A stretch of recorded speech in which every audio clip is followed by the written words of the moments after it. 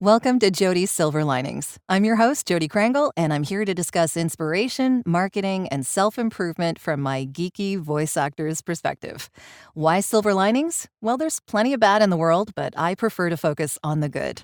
So today's good has everything to do with LinkedIn. If you're trying to market your business and you're trying to reach businesses, LinkedIn is really the premier place to do it. And my guest today is Tracy Lindley. Tracy is a full-time freelance voice actor who leverages her free LinkedIn account to meet new clients across the globe. She balances her time between teaching LinkedIn marketing and recording her voice for brands like Taco Bell, Amazon, Realtor.com, Microsoft, and Whole Foods. Check out her on-demand e-course at thelinkedinedge.com. Thanks for joining me today, Tracy. I know you're really busy, so I appreciate your taking the time. Oh, the pleasure is all mine, Jody. I'm honored to be here. Well, let's get right into the first question. And the first question is kind of, how did you get started in all this? You decided to be an entrepreneur at some point, so what got you there? Well, I have to say, back in the beginning, my dad is an entrepreneur.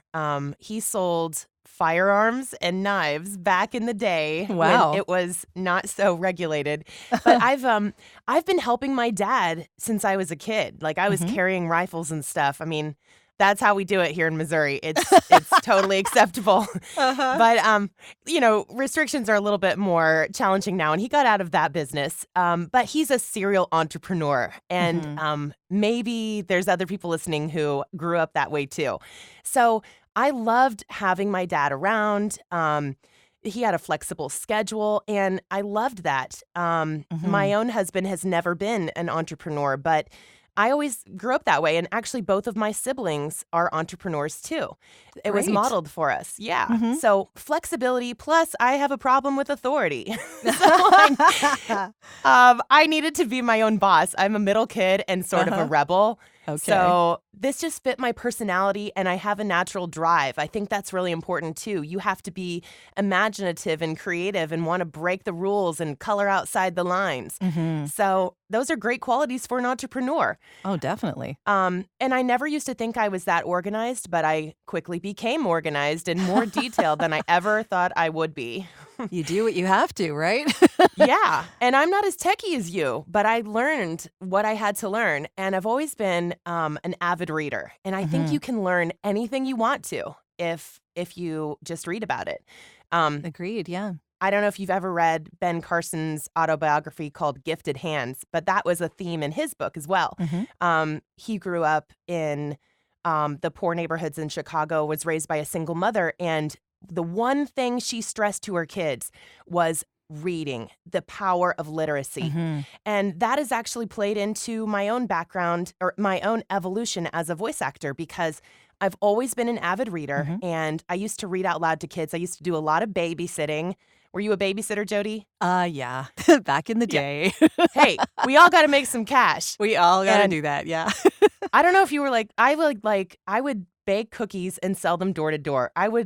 I couldn't mow lawns because I have no idea how to operate a lawnmower. I did Regal Greetings and Gifts. Did you ever hear of them? No, what's that? It was a catalog. They would sell like little wrapping paper and little knickknacks and such that you could buy from a catalog. And I went door to door when I was 11. See, I still have to do that. It's called school fundraisers. Oh, yeah. You wouldn't do terrible. that now, though. Oh, my goodness. No, I still do. I help my kids do it. Well, yeah, but like with you there, right? Like I went door to door by myself. Oh, yeah. You used to be able to do that. It's Yeah, too risky now. Yeah. In fact, it actually says on the fundraiser packet, do not go door to door by yourself. It says that. Wow. But anyway, back to my story. I read out loud to kids a lot, and I babysat, and I love holding a child on my lap and reading to them because they are so into the story, and I found that the more expression and the more inflection I gave it, the more interested the child was. And I never knew what voiceover was. It wasn't a term I had ever heard before, but I was a communication major in college, and I thought for a hot minute that I wanted to be maybe like an ad exec.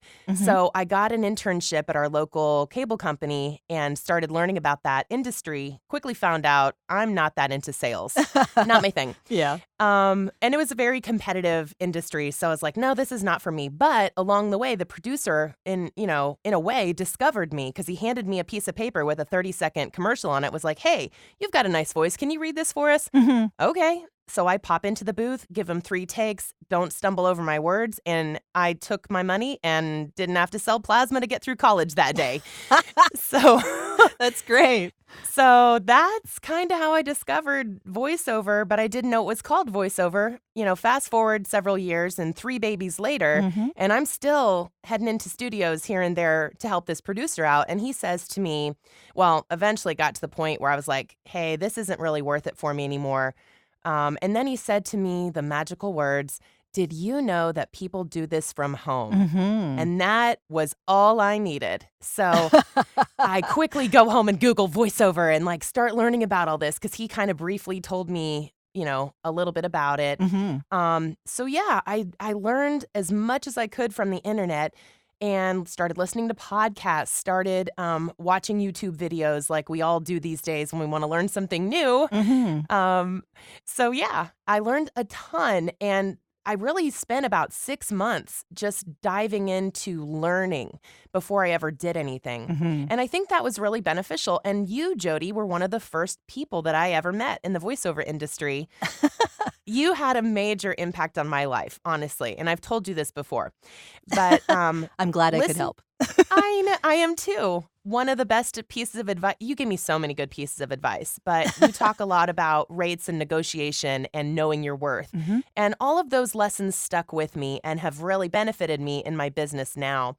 But we met on LinkedIn because I looked over at, I kind of looked at the different social media platforms. And when you're first starting, you got to kind of establish yourself. And LinkedIn looked like the best place to do it because I knew it was dedicated to professionals. It wasn't just for fun. I mean, it is fun. I think it's fun, but it's for business. Yeah, but people don't post about their latest meal. I know.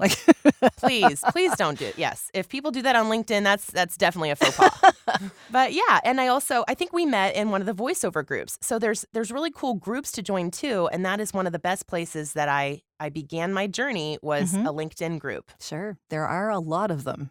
On Facebook too. Yes, there are. One could say way too many. Yeah. But that's for another podcast. Sure. And that's the thing is there's so much noise, and that's why I ended up choosing LinkedIn as my preferred social media outlet because it seemed like there was less busy work, noise and just stuff that was irrelevant to my business. I really wanted to focus on business-related relationships and information. Yeah. So that's why LinkedIn was way more beneficial to me than some of the other social media platforms. I do still associate a lot in the Facebook groups, and I still learn things there too. But this one seemed to have sort of a filter. It was less blah, blah, blah and more value. And that was definitely something I was into. And I started seeing results too. Yeah, that's always a good thing. Yeah. Yeah. So as I grew in my business, go ahead. I was just going to ask you, what are some of the mistakes that you've seen people make on LinkedIn? I mean, besides trying to post about their latest, meal or whatever. Well, one of the biggest attitudes that I hear from people is LinkedIn is boring. And first of all, it doesn't have to be. I always kind of joke about. Totally not. Yeah. I always joke about it's like LinkedIn's not the stuffed shirt you think it is. I think maybe it used to be that way. And that goes along with another tip that I will give is don't write LinkedIn like it's a resume. Always think of it as a relationship. Everything on LinkedIn is still a business relationship. So I would talk to someone in the first person using, I, me type of pronouns. I would not say, Tracy Lindley does this and she blah, blah, blah. I would not write in the third person. So that's another mistake I see people doing is it's basically a copy and pasted resume. And I know they did that. Yeah. You definitely want to list your skills and talk about what value you bring to the table, but you have to word it in a different way than you would on a resume. Sure. Also, I see people having more than one profile. They want to use one for maybe let's just say they're getting started in a certain freelance industry, or Hmm. they've started a business. They want to have separate profiles. Well, you can't do that. LinkedIn is just like Facebook or any other platform where you're really supposed to have one personal profile because you're a single person. Hmm. But you can have as many business pages as you want to do, but trying to pass yourself off as two different people is not only double the work and duplicitous, but you're going to get found out. It's very easy to Yeah. put somebody's name in and two profiles pop up, and that looks silly. So, are there any useful developments that you've seen on LinkedIn lately that you think people would really benefit from knowing about? I just think it's important to keep watching LinkedIn. They change things a lot. One of their most recent changes was they used to call this section where you talk about yourself, they used to call that summary, Hmm. the summary section, and now it's called about, because that probably mirrors some of the other social media platforms, and they just wanted to make it easier for people to understand how to use it. Sure. So I can understand, but it was really annoying because I had to change a lot of things in how I was teaching people because it always referred to it as the summary. Hmm. But that's okay. I can roll with it. One of the things that continues to develop is video. And honestly, Jody, I love being behind the camera. So Hmm. I haven't utilized the video on LinkedIn like I should. I'm totally with you there. Between you and me, yeah, I'm kind of petrified to do that, especially live videos. They just Hmm. scare me to death. I hate them. One of these days, I'm going to jump that hurdle, but I haven't done it yet. There are some people who are really good at it. I've seen several video feeds through LinkedIn now. Actually, that's one of the things that I've noticed too. They have a lot more, if you go to like your homepage, you can see a lot more stuff happening, people posting, making posts or posting articles or, commenting on other things. And it used to be fairly quiet that way. Yeah, and there's definitely a lot more video content, just random, from your cell phone or whatever, or live feeds. Another cool thing that people are using is that just like if you are an iPhone user and you can send someone an audio text, Hmm. so you can record your voice and send it as a text, Yes. you can do that in the messages as well on LinkedIn, which is kind of a cool thing. Hmm. You'll see a little microphone button if you go over the messages. So LinkedIn's trying to incorporate, a more human side and, more video, more audio, because that's how people are consuming Hmm. information a lot more than just reading it Yeah, definitely. in this time. Yeah. So, question for you about the LinkedIn Edge. Like, are you suggesting that people who are in creative industries would really benefit from taking a course like that? What's in the course? So let me back up just a hair and talk about how this even came about, because Hmm. I never set out to be a course creator by any means. But back in 2016, you and I attended the same voiceover conference, and it's a peer-led conference. So if you're attending, you can be a speaker. So I thought about it and thought, okay, I've got to overcome my fears. I know I've got some good information here to share. So I put my name on the paper and people voted for my session, and boom, I was in. And I had to speak in a room, and it was packed to the gills. And when I saw the number of people that were interested in learning about LinkedIn for marketing purposes, Hmm. I was really encouraged by that. And I was like, okay, this is something people want. And so I started speaking about LinkedIn marketing to this group. And the information that was so normal to me was, I'm not going to say revolutionary, but it was definitely eye-opening Sure, for yeah. other people. They were like, oh, I never thought about it that way. Hmm. And it just sort of, people were changing their perspective of, it's not just another social media platform. It's actually a marketing tool that works. Sure. And one of the very first experiences that I had successfully using LinkedIn was when I messaged a man that was a video producer. And I just kind of, we'd connected, and I can't remember who connected with who. Maybe I probably sought him out at that point. Sure. I was sort of developing my 3-step method that I use now and I teach. But I had messaged him and I said, hey, I just introduced myself, kind of gave a little bit about what I did and talked about his work because I'd checked out his demo reel Hmm. and just tried to strike up a conversation. Well, he actually messaged me back and said, hey, I have a project coming up. I'd love for you to audition for it. Okay. Nice. Yeah. And he wanted to know rates. So he was genuinely interested. Mm-hmm. And we ended up working together. And he even copied and pasted the script right there in LinkedIn messaging. Oh, cool. It was really cool. And at that moment, I realized that this could be a powerful tool.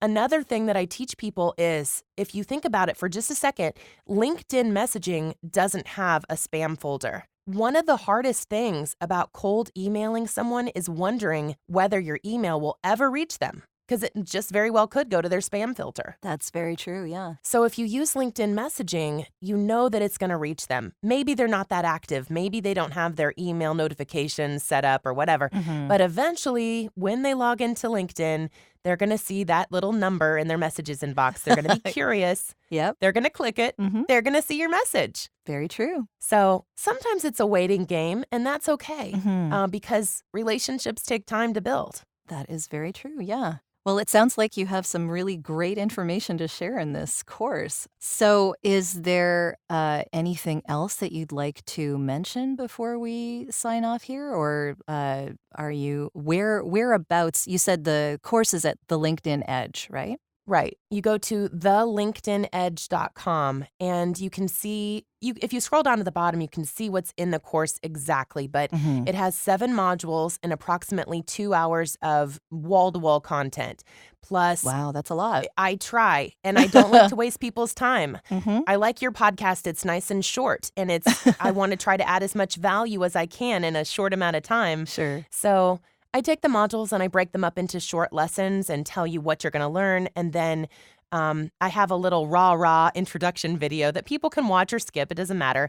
I like the emotional, like, please rev me up. I'm not that excited about marketing today. So I try to have a fun video at the beginning of each module. And then I have kind of some slides that I have recorded that talk about certain things. Or I also do a mix of screen sharing, like showing you and demonstrating things on the screen. So Yeah, that's a great idea. yeah, I'm trying to appeal to different learning styles. I also have some of the lessons that have more of, lists and things. I try to have that in downloadable PDFs. I tried to think of every way that someone might want to learn information because we all learn differently. Yeah. There's also just bonus tips on there that people might not have thought of. So I cover, profiles, searching, messaging, good communication between how to be not spammy. Mm-hmm.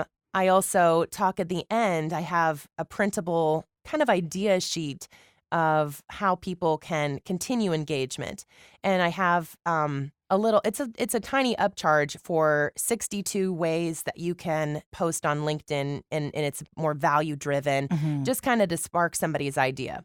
And I charge just a tiny bit extra for that because it's just above and beyond. I give so much value in the course itself. Mm-hmm.